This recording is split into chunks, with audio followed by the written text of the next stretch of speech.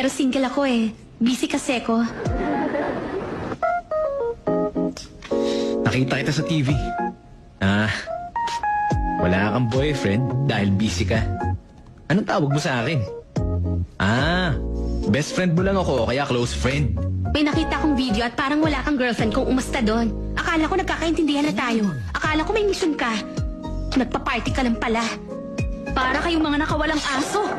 Wow!